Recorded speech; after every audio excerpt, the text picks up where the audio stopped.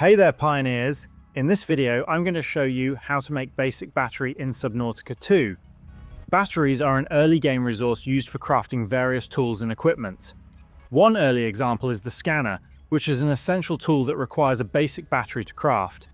However, the game doesn't really explain where to find the materials needed to make a basic battery when you first start playing.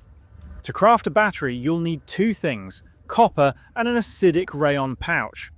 You can usually find copper inside caves like this one right here, while acidic rayon pouches can be collected by harvesting the brain-like growths attached to these things right here. Try collecting extra pouches while exploring, since batteries are used in a lot of early game tools and upgrades.